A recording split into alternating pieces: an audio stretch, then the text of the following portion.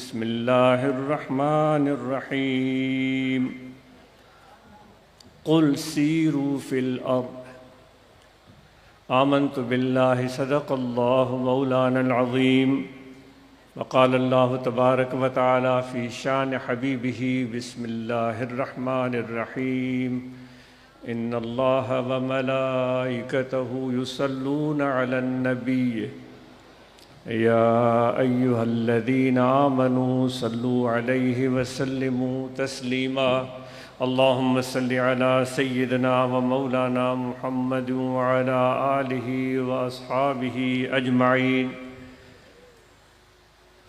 آپ معزز سامعین کا بہت شکریہ کہ آپ دعوت پر تشریف لائے، بہت شکریہ، جزاکم اللہ خیر۔ آپ کے اس محبت اور اس شوق اور اس جذبے کو دیکھ کر بہت مسرت ہو رہی ہے اور فخر محسوس ہو رہا ہے۔ کیوں نہ ہم خطا کار اور گناہ گاروں کو فخر محسوس ہو جب کہ اللہ تبارک و تعالی اپنے بندوں کو ایک جگہ جمع ہو کر بیٹھتے ہوئے دیکھتا ہے اور وہ سب ایک جگہ جمع ہو کر بیٹھتے ہیں، مختلف شکل، صورت، زبان، آواز، ذات پات، اطراف و اکناف، رنگ و نسل، سب مختلف۔ جمع ہونے کا مقصد اللہ تعالیٰ کی رضا، اور جمع ہو کر بیٹھیں اور صرف اللہ تعالیٰ کا ذکر کریں تو اللہ تعالیٰ فرماتا ہے میں اپنے ان بندوں پر فخر کرتا ہوں۔ جب ہمارا مالک، ہمارا خالق، محبوب رب العالمین اپنے ہم گناہ گاروں کے اس عمل پر جو آج ہم نے کیا ہے اس پر فخر محسوس کرے تو آج ہمیں بھی فخر ہے، آپ پر فخر ہے۔ جو تشریف لائے ہیں اپنے کاموں کو چھوڑ کر، اپنے ذمہ داریوں کو، اپنے وہ لوگ جو روزانہ کماتے ہیں اور روزانہ کھاتے ہیں، ان کے مقابلے میں جن کی آمدن زیادہ ہے، جو روزانہ کمانے والے لوگ ہیں، ان کی قربانی بہت زیادہ ہے۔ جن کی آمدن زیادہ ہے وہ تو مہینوں میں بیٹھے رہیں، سالوں میں بیٹھے رہیں تو ان کو کوئی تکلیف نہیں ہوگی، لیکن جو روزانہ کماتے ہیں، روزانہ کھاتے ہیں، کوئی رکشہ چلاتا ہے، کوئی تغاری اٹھاتا ہے، کوئی دیوار چنتا ہے، کوئی ہل چلاتا ہے، اور کوئی خاتون کپڑے سیتی ہے یا کوئی کسی اسکول میں پڑھاتی ہے جس سے اس کے گھر کے ضروریات پورے ہوتے ہیں، تو آپ لوگوں کی قربانی بہت ہی زیادہ ہے، اور یقیناً اس قربانی کو اللہ جانتا ہے، اور اسی قربانی پر اللہ تعالیٰ فخر فرماتا ہے۔ اے خواتین اور مرد، چھوٹا سا ایک سوال ہے، کبھی آپ لوگوں نے، آپ مرد حضرات اور خواتین نے کبھی سفر کیا ہے؟ سفر کیے ہوں گے، کسی ایک سفر کو یاد کریں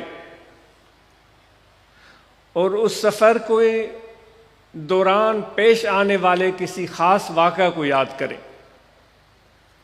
خاتون ہو یا مرد ہو، امیر ہو یا غریب ہو، کوئی سفر کبھی بھی بچپن میں، جوانی میں یا بڑھاپے میں کوئی بھی ایک سفر کیا ہو جو یاد رہ گیا ہو، اور اس سفر کے دوران کوئی ایک واقعہ ہوا ہو جو آپ کو یاد رہ گیا ہو۔ ویسے بھی سفر علم حاصل کرنے کا ذریعہ ہوتا ہے۔ اللہ تعالیٰ فرماتا ہے کہ پس ان کو کہہ دیجئے کہ زمین میں سفر کریں، سیر و سیاحت کریں۔ تو آپ سے سوال کیا گیا، وہ سفر یاد کریں اس سفر کے دوران کوئی واقعہ ہوا ہو اس کو یاد کریں، اور عاجز بھی کوشش کرے گا کہ کسی ایک سفر کو یاد کرتے ہیں اور اس دوران پیش آنے والا کوئی واقعہ ہوا ہو کسی کے ساتھ بھی، اس کو بھی یاد کرتے ہیں۔ پھر ہم سوچتے ہیں، ہم غور کرتے ہیں کہ سفر کیسے کیا جائے۔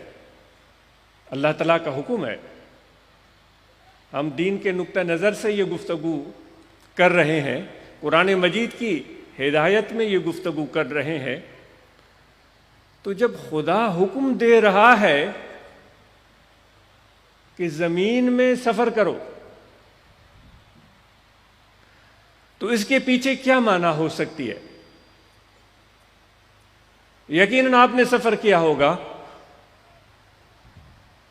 تو خدا کے حکم کی بجاوری کی ہے۔ اگر پہلے نہیں تو اب تو یہ چیز، اگر آپ کو پہلے معلوم نہیں تھا، اب تو یہ معلوم ہو گیا کہ سفر کرنے کا حکم اللہ تعالیٰ کی طرف سے ہمیں مل رہا ہے۔ اگر غور و فکر ہم نہیں کریں گے سفر کے دوران پیش آنے والے واقعات پر، تو شاید جو سفر کا حکم ہو رہا ہے اس حکم کا مقصد پورا نہیں ہو سکے گا۔ وہ سفر تو ہوگا، حکم کی بجاوری بھی ہوگی، لیکن اس سفر کے پیچھے جو اللہ تعالیٰ کی حکمت ہے، جو خواہش ہے ہمارے لیے، وہ اس وقت پوری ہوگی جب ہم سفر کے دوران پیش آنے والے چیزوں کو آنکھ کھول کر دیکھیں اور پھر آنکھوں کے اوپر موجود اس دماغ کو ہم استعمال کریں اور پھر ان واقعات پر فکر کریں، سوچیں، اور پھر جو ہم سفر ہیں ان کے ساتھ بھی ہم کلام ہو اور ان کی وضاحت اور ان کی حکایت اور ان کے تجربے کو بھی سمجھنے کی کوشش کریں۔ کہتے ہیں کہ ایک شہر میں بادشاہ پہنچا۔ پرانے زمانے میں بادشاہ جب سفر کرتے تھے تو ان کے سفر کے بہت ہی زیادہ لوازمات ہوتے تھے، جو آج بھی ہوتے ہیں، لیکن اس وقت ان کے لوازمات اور طریقے آج کے وقت کے مقابلے میں مختلف ہوتے تھے۔ ان کا ایک لشکر اور سپاہ ان کے ساتھ ہوتا تھا، وہ گھوڑے پر بیٹھتے تو ہاتھی بھی ساتھ چلتے، اور ساتھ میں خدمتگار بھی چلتے، باورچی بھی چلتے، غلام بھی چلتے، ان کے فیملی ممبر بھی چلتے، تو یہ سارے لوازمات ہوتے تھے۔ کسی بھی علاقے میں اگر بادشاہ پہنچ جاتا تو پورے علاقے میں شہرت ہو جاتی تھی۔ تو اس علاقے میں بادشاہ پہنچا، ایسے علاقے میں جہاں پر ہاتھی نہیں ہوتا تھا، اور اتفاق سے وہ بادشاہ اپنا ہاتھی لے کر وہاں آ گیا، تو پورے علاقے میں شہرت ہو گئی دور دور تک کہ اس ہمارے خطے میں بادشاہ آیا ہے اور ہاتھی کے ساتھ آیا ہے۔ تو ہر طرف سے مخلوق خدا ہاتھی کو دیکھنے کے لیے گئی، اور یہ معمول ہے لوگوں کا، ان میں تجسس پیدا ہوتا ہے۔ تو جب سارے لوگ دور دور سے میلوں سفر کر کے، ہم ابھی سفر کی جس طرح بات کر رہے تھے، تو وہ میلوں سفر کر کے وہ منزلیں مارتے ہوئے کہیں رک کر آرام کرنے کے بعد پھر سفر کرتے ہوئے اس جگہ پہنچے جہاں پر ہاتھی تھا۔ ان سب لوگوں نے ہاتھی دیکھا۔ تو کسی ایک گاؤں میں کچھ اندھے بھی رہتے تھے،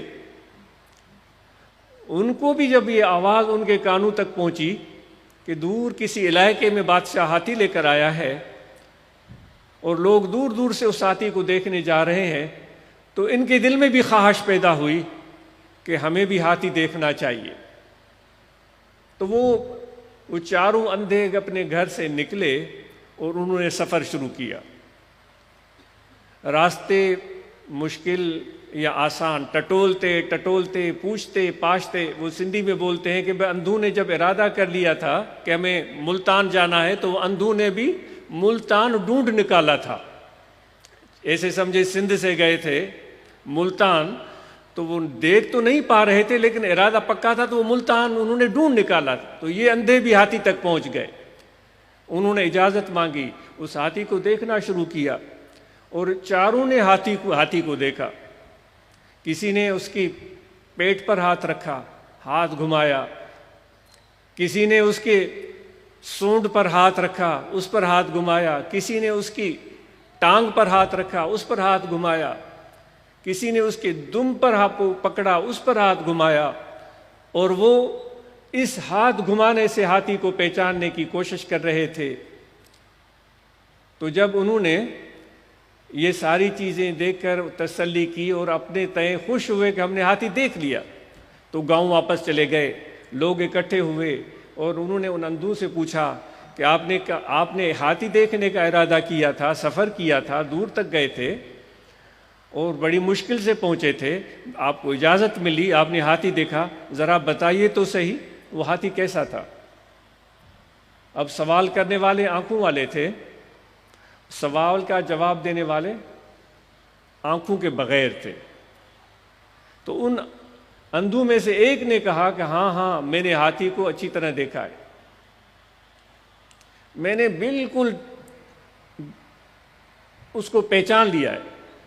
اس اندھے کا ہاتھ ہاتھی کے پیٹ پر پڑا تھا، تو اس نے اس کے پیٹ پر ہاتھ گھمایا تھا، تو وہ کہنے لگا کہ ہاتھی بالکل دیوار کی طرح ہوتا ہے۔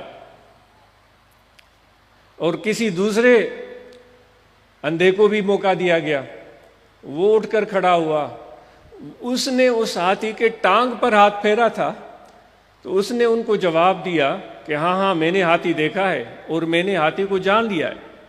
یہ غلط کہہ رہا ہے، ہاتھی کو میں جانتا ہوں، وہ ہاتھی بالکل ایک ستون کی طرح ہے۔ تیسرے سے پوچھا گیا تو اس نے اٹھ کر جواب دیا، اس کا ہاتھ ہاتھی کے دم پر پہنچا تھا۔ تو اس نے کہا کہ نہیں، ہاتھی بالکل رسی کی طرح ہے۔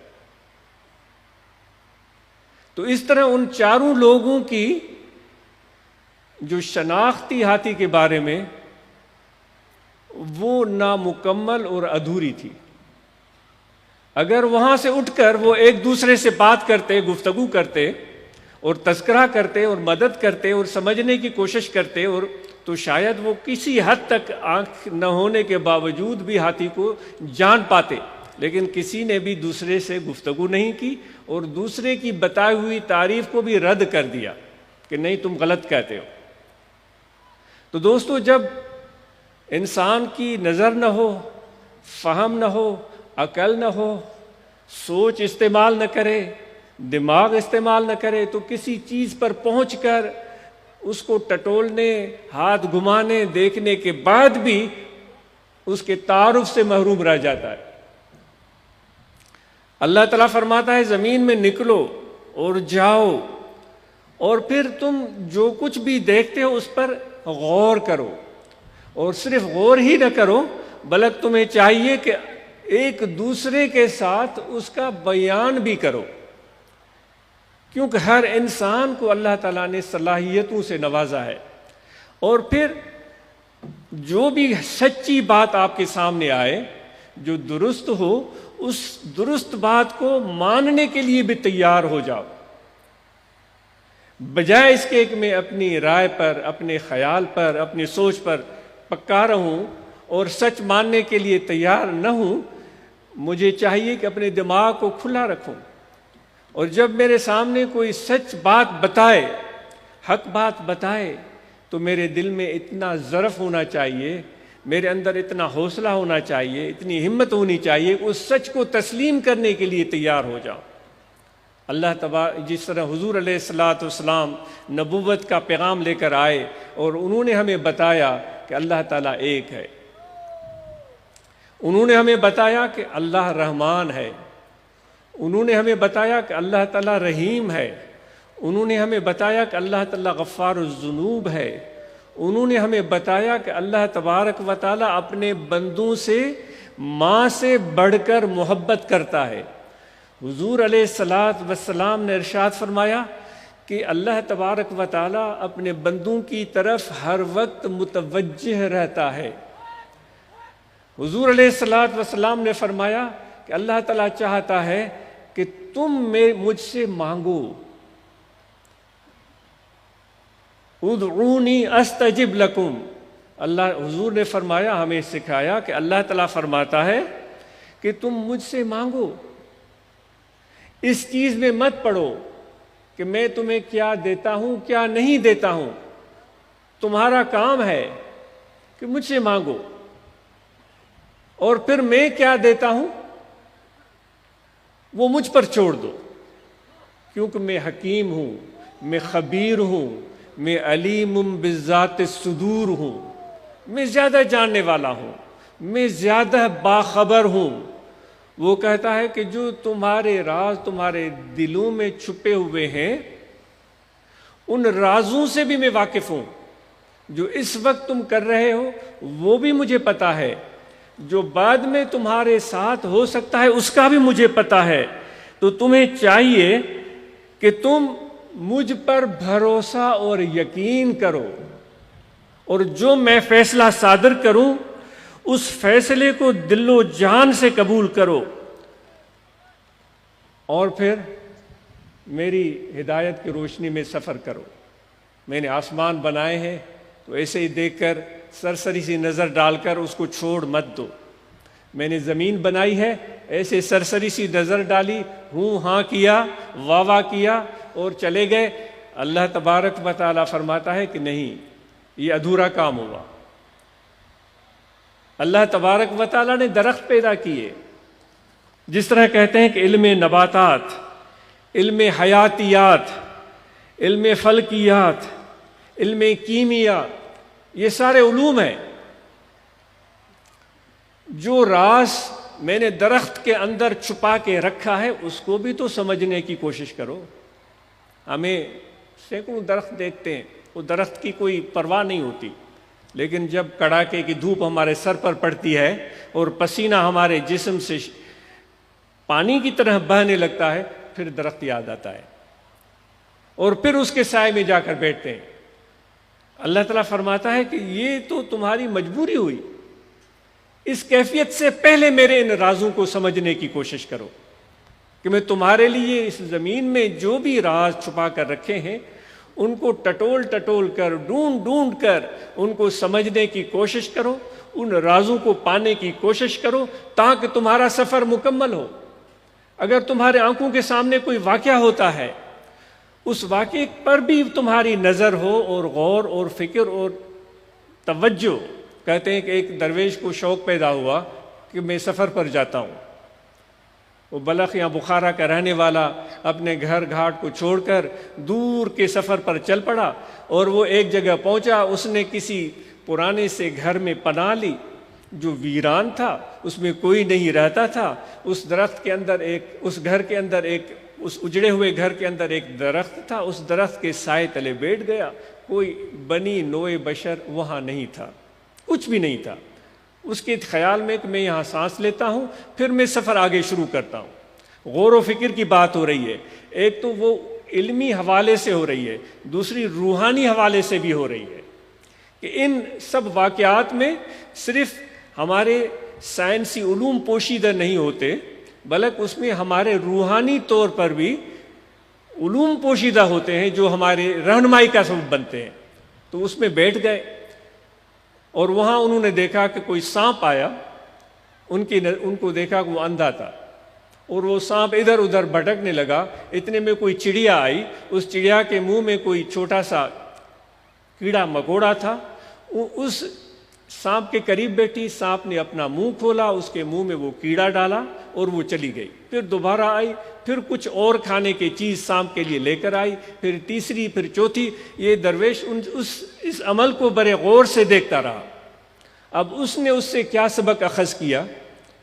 اس نے یہ اخذ کیا کہ اتنا بڑا رزاق اللہ تعالیٰ، اتنا رزاق جو اندھے سانپ کو اس چڑیا کے ذریعے غذا پہنچا رہا ہے، جو سانپ اس چڑیا کا دشمن ہوتا ہے، جو اس کے گھونسلے میں گھس کر اس کے بچے کھاتا ہے، اس کے انڈے کھاتا ہے، ان چڑیوں کو کھاتا ہے، ان کی نسل کو مٹاتا ہے، اس اندھے سانپ کو اس چڑیا کے ذریعے غذا پہنچا رہا ہے، تو میں گھر سے کیوں نکلا ہوں؟ میں گھر میں بیٹھ جاتا ہوں، جب اندھے سانپ کو رزق مل رہا ہے تو مجھے بھی گھر میں روزی مل جائے گی۔ تو واپس آیا، اپنے گھر میں جا کر بیٹھ گیا، تو علاقے میں مشہور ہو گیا کہ فلاں شخص جو گھر سے سفر کے لیے نکلا تھا وہ سفر ادھورا چھوڑ کے گھر آ گیا ہے۔ تو ایک دوست ان سے ملنے گیا اور ان سے ملاقات کی اور ان سے پوچھا کیسے سفر کو ختم کیا؟ تو اس نے جواب دیا کہ میں نے سفر میں یہ دیکھا کہ اندھے سانپ کو چڑیا غذا دے رہی تھی، تو میں اس نتیجے پر پہنچا ہوں کہ جب اندھے سانپ کو ایک چڑیا کے ذریعے اللہ تعالیٰ رزق دے سکتا ہے تو مجھے کیوں رزق نہیں دے سکتا؟ مجھے کہیں باہر جانے کی ضرورت نہیں ہے، میں گھر میں بیٹھ جاتا ہوں۔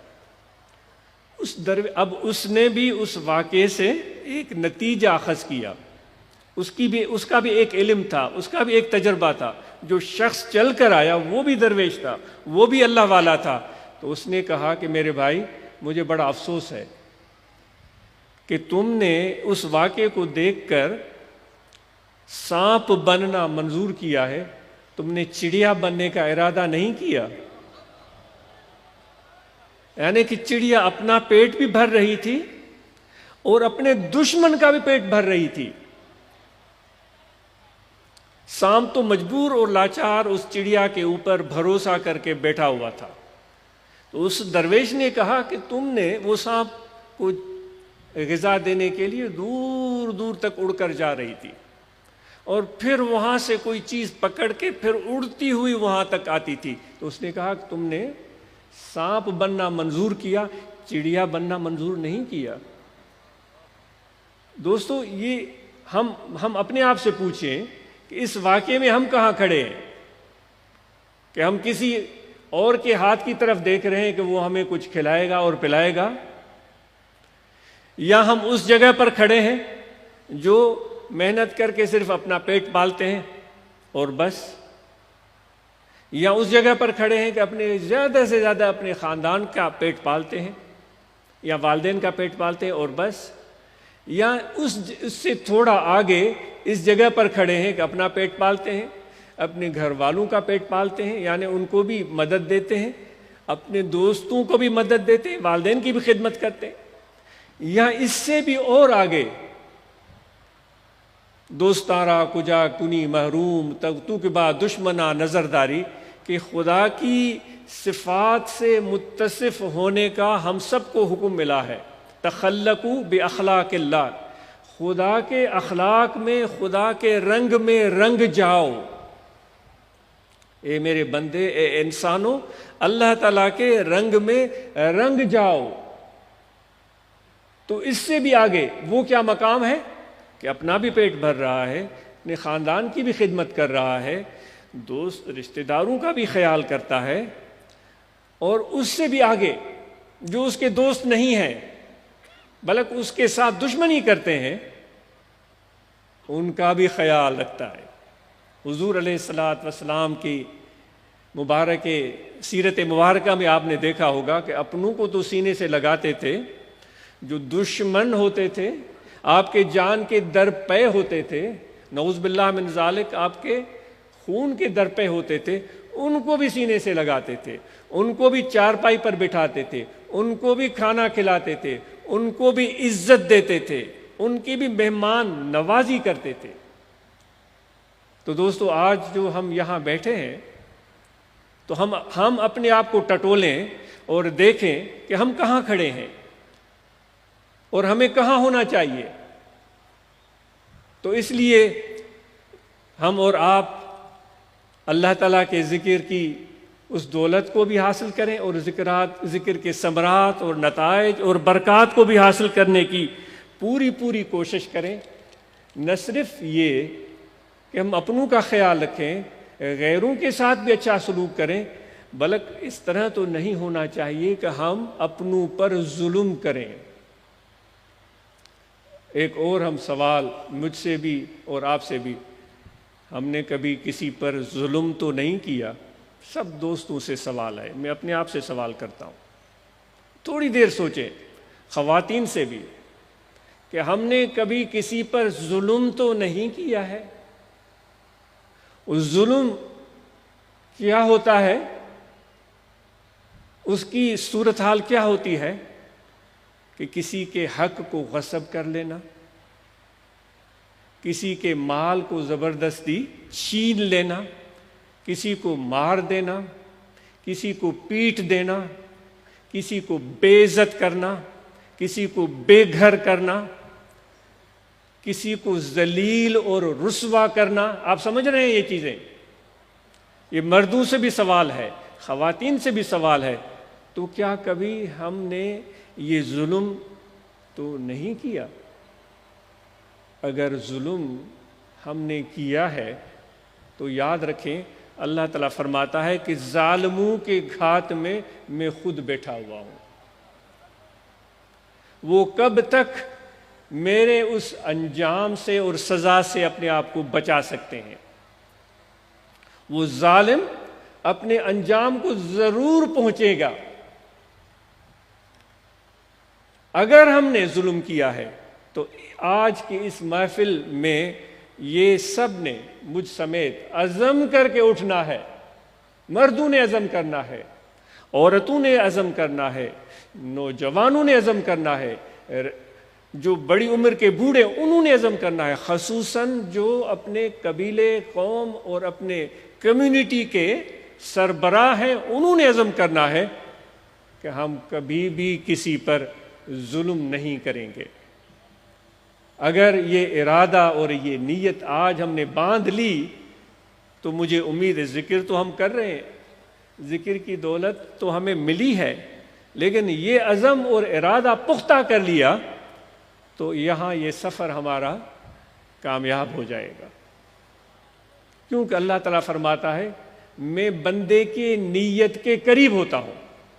جب وہ عورتیں، جب وہ مرد، جب ہم سب یہ عزم کریں گے کہ ہم نے کسی پر ظلم نہیں کرنا، تو پھر اللہ تبارک و تعالیٰ کی توفیق، اس کی مدد ہمارے شامل حال ہو جائے گی۔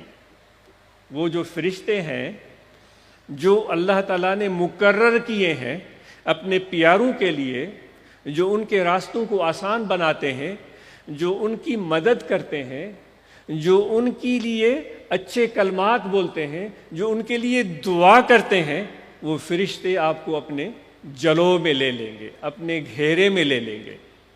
وہ اللہ کی رحمت کے گھیرے میں ہوگا جب اس نے پکا ارادہ کیا کہ میں کسی پر ظلم نہیں کروں گا۔ ہمارے اس معاشرے میں ظلم کی صورتحال بے حد خراب ہے۔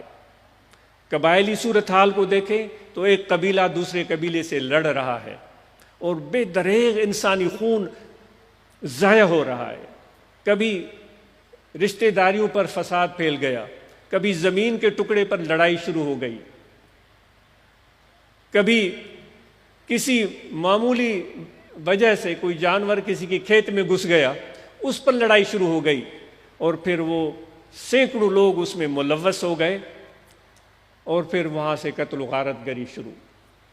آج میرے ذکر والے بھائیوں، میرے دوستوں، ہم وہ لوگ ہیں جو اپنے آپ کو ذکر والا بولتے ہیں، ہم نقش بندی ہیں، ہم محمدی ہیں، ہم حضور علیہ الصلاۃ والسلام کے ساتھ محبت اور ادب کا رشتہ رکھتے ہیں۔ ہمارے لیے ہم بہترین مثال ہمارے حضور علیہ الصلاۃ والسلام کی ہے۔ کبھی بھی ہتھاں حبیبن کدہ کو نہ دکھویو۔ بٹائی صاحب نے حضور علیہ الصلاۃ والسلام کی وصف بیان کی ہے کہ حضور کے وہ مبارک ہاتھ تھے، حضور علیہ الصلاۃ والسلام کے وہ مبارک ہاتھ تھے کہ ان ہاتھوں سے کبھی بھی کسی کو رنج نہیں پہنچا، کبھی بھی کسی کو تکلیف نہیں پہنچی۔ آج یہ عزم کر کے اٹھیں کہ آج کے بعد جو پہلے ظلم کیا ہے اس کی معافی مانگیں گے، اس کی تلافی کریں گے۔ اگر کسی کا مجھ پر قرض ہے تو میں دل و جان سے کوشش کروں گا، میں پوری محنت کروں گا کہ اس کا قرض ادا کر دوں۔ اگر کسی کی زمین پر میں نے قبضہ کیا ہے، آج کے بعد سب فقیروں یاد رکھو، اس کے بغیر آپ کو جانا نہیں ہے۔ میں نے کسی کے پلاٹ پر قبضہ کیا ہے، کسی کی زمین پر قبضہ کیا ہے، میں ارادہ کر کے اٹھوں گا کہ وہ پلاٹ، وہ زمین مجھ پر حرام ہے، جس کا حق ہے اس تک پہنچے گا۔ آپ چاہتے ہو کہ اللہ آپ پر فخر کرے؟ آپ چاہتے ہیں میرے آقا و مولا حضرت صلی اللہ علیہ وآلہ وسلم کی ذات آپ پر فخر کرے؟ آپ چاہتے ہیں جب قیامت کے دن ہم اور آپ اللہ تعالیٰ کے حضور میں حاضر ہوں تو اللہ تعالیٰ ہم پر خوشنودی کی نظر ڈالے، خوشنودی کی نظر ڈالے؟ آپ چاہتے ہو کہ حضور علیہ الصلوۃ والسلام جن کی دربار پر جانے کے لیے ہم سب تڑپتے ہیں، جن کی خدمت میں حاضری کے لیے ہم تڑپتے ہیں، کیا تم چاہتے ہو کہ جب تمہاری حاضری یہاں بھی حضور علیہ الصلوۃ والسلام کا جلوہ موجود ہے، آپ موجود ہیں؟ ہم ان سے دور نہیں ہیں، وہ ہم سے دور نہیں ہیں، وہ ہمارے دلوں میں ہیں، ہمارے دائیں ہیں، ہمارے بائیں ہیں، ہمارے ہر طرف حضور علیہ الصلوۃ والسلام کا جلوہ موجود ہے۔ اگر میرے بھائیو، اگر عاشق رسول ہو اور چاہتے ہو کہ حضور علیہ الصلوۃ والسلام آپ کو اور ہمیں مسکرا کر دیکھیں، خوش ہو کر دیکھیں، اور ہمارے سر پر دست شفقت رکھیں اور کہہ دیں کہ یہ میرا امتی ہے، اور فرما دیں کہ ہم اس سے پیار کرتے ہیں، تو پھر عزم کر کے اٹھو کہ ظلم کبھی بھی نہیں کرو گے، اور کسی کا حق کسی نے ہڑپ کیا ہوا ہے تو یہاں سے جانے نہ پائے، اس سے پہلے پکا ارادہ کر لے کہ میں اس کا حق اس کو واپس کر دوں گا۔ یقین کریں، میرے حضور کی دعا، میرے آقا و مولا حضرت صلی اللہ علیہ وسلم کی دعا، ان سب فقیروں کی دعا ایسے رحمت کے اور رزق کے دروازے آپ کے لیے کھولے گی، ایسی جگہ سے اللہ تعالیٰ آپ کو عطا کرے گا کہ جہاں سے آپ کا گمان بھی نہیں ہے، اور آپ مالا مال ہو جاؤ گے۔ کیا آپ اور ہم سب اس چیز پر عزم کرتے ہیں کہ کسی پر ظلم نہیں کریں گے؟ اور خصوصی بات، کوئی عورتوں پر ظلم نہیں کرے گا، کوئی عورتوں پر ظلم نہیں کرے گا، اور کوئی بھی شخص کسی غریب اور مسکین کو حقارت کی نظر سے نہیں دیکھے گا۔ یاد رکھیں، حضور علیہ الصلوۃ والسلام کی خدمت میں سب لوگ آتے تھے، سب لوگ آتے تھے، ہر طبقے فکر کے لوگ آتے تھے، لیکن حضور علیہ الصلوۃ والسلام کی محبت اور پیار اور شفقت اور الفت جو زیادہ تھی وہ مسکینوں کے ساتھ تھی۔ جو مزدور پیشہ لوگ میرے دوست یہاں بیٹھے ہوئے ہیں، جو رکشہ چلاتے ہیں، جو ریڑیاں لگاتے ہیں، جو دیواریں چنتے ہیں، جو زمین میں ہل چلاتے ہیں، جو ٹریکٹر چلاتے ہیں، آپ کی اس محنت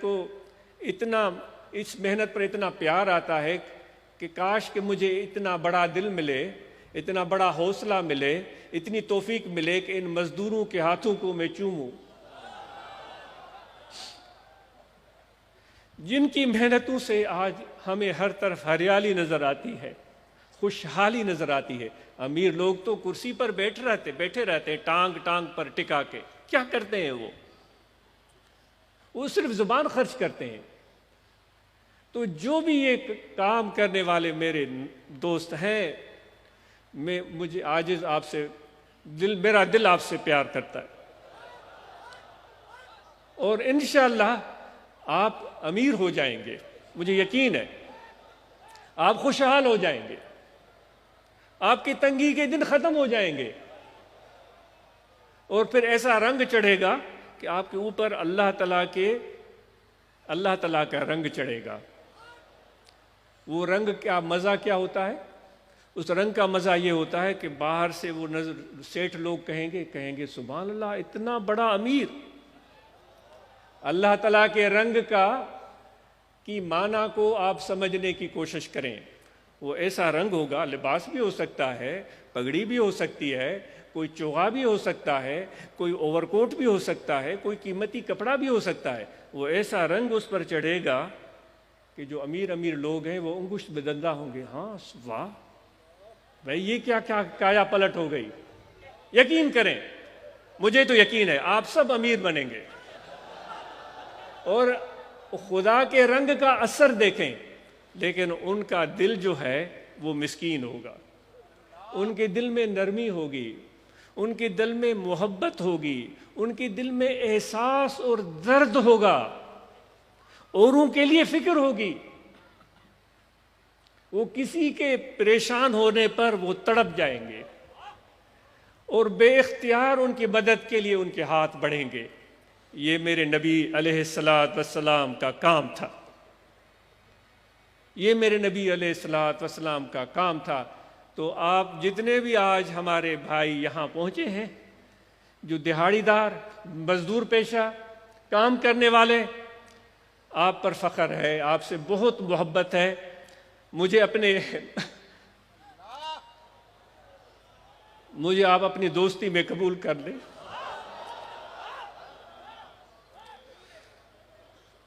اور یہ تو پہلے عہد کر چکے ہیں کہ آپ کبھی بھی ظلم نہیں کریں گے, کبھی کسی مجبور لاچار پر ظلم نہیں کریں گے, کبھی کسی عورت پر ظلم نہیں کریں گے. ہم پہلے ہی عزم کر چکے ہیں کہ بیٹوں کو بھی پڑھائیں گے اور بیٹیوں کو بھی پڑھائیں گے. اور پھر یہ بھی ہم عزم کر چکے ہیں کہ جو سفر کریں گے, کہیں جائیں گے, جو کچھ ہمارے دائیں ہو رہا ہے, بائیں رہا ہے, آنکھیں کھلی رکھیں گے اور باہوش رہیں گے. سلسلہ نقش بندیہ کے 7 اصول ہیں, ان میں ایک اصول ہوش در دم, کہ جو سانس لے, جو سانس باہر آئے, ہوش و حواس میں آئے.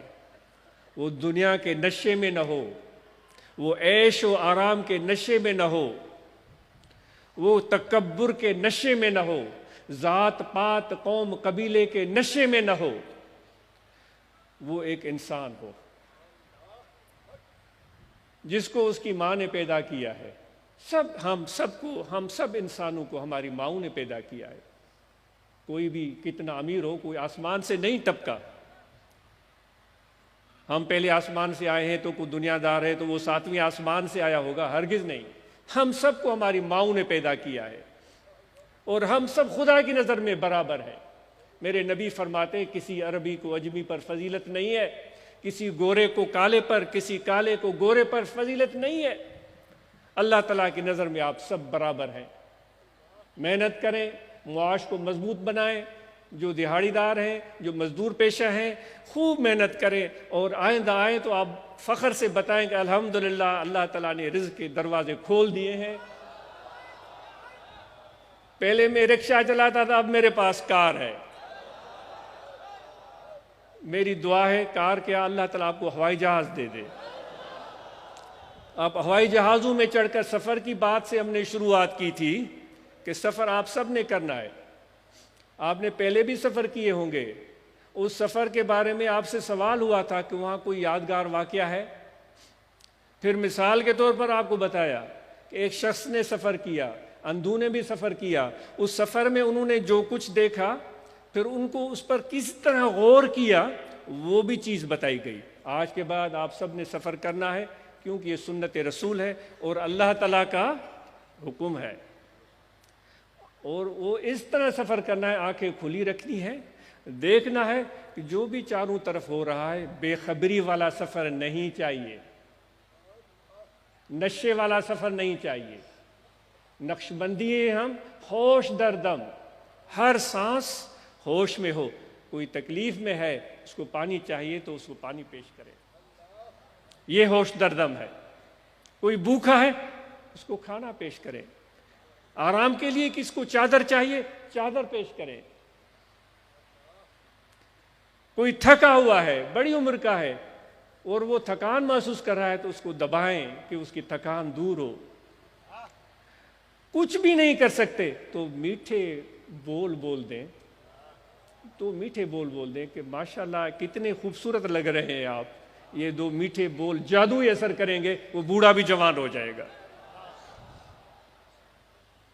تو یہ میرے نبی علیہ الصلاۃ والسلام کی تعلیم ہے. اللہ تعالیٰ فرماتا ہے میرے نبی کے اسوہ حسنہ کو اختیار کریں, اور یہی حضور علیہ الصلوۃ والسلام کا پیارا طریقہ ہے۔ تو آخر میں طریقے ذکر عرض کرتے ہیں، یہاں دل ہے، دل میں توجہ رکھیں۔ خواتین سے بھی گزارش ہے، پھر یہ دوبارہ ذکر جو آپ کو دیا ہے نا، یہ ایک بات، ذکر جو آپ کو دیا ہے اس کی قدر کریں، اس کو معمولی نہ سمجھیں۔ یہ ذکر نہیں ہے، یہ ہمارے مشائخ نے ذکر دے کر آپ کو تخت پر بٹھا دیا ہے۔ یقین کریں، جو ذکر کی دولت ملی ہے نا، ایسے سمجھیں سلیمان علیہ السلام کے تخت پر بیٹھ گئے ہیں آپ۔ ان کی تو بڑی عظمت، وہ اللہ کے پیارے پیغمبر، تو وہ تخت پر جب بیٹھتے تھے تو کیا ہوتا تھا؟ تخت پر بیٹھ گئے تو ادھر سے لوگ انسان آ رہے ہیں، ادھر سے پرندے آ رہے ہیں، ادھر سے جانور آ رہے ہیں، ادھر سے درندے آ رہے ہیں، وہ سب سلیمان علیہ السلام کی طرف دیکھتے تھے، ہمارے لیے کیا حکم ہے؟ تخت پر بیٹھ گئے ہیں، لیکن نیت ٹھیک کریں، اللہ تعالیٰ کا ذکر کریں، دیکھیں پھر دنیا ساری کی ساری آپ کی مدد میں کیسے مشغول ہو جاتی ہے۔ یہ ہنر سیکھنا پڑے گا، یہ باتوں سے، یہ واعظوں سے کام نہیں ہوتا۔ مجھے واعظ کرتے ہوئے شرمندگی ہو رہی ہے، آج اس کو اللہ توفیق دے، کاش کہ میری زبان بند ہو جائے، میں بولوں ہی نہیں۔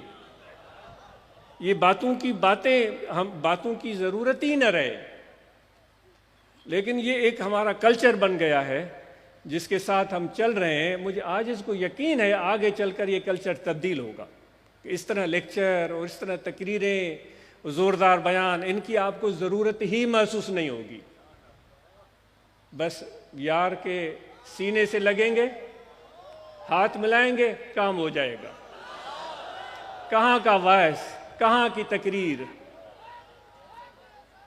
ایک نظر کا اشارہ ہوگا، دل کے دروازے کھل جائیں گے۔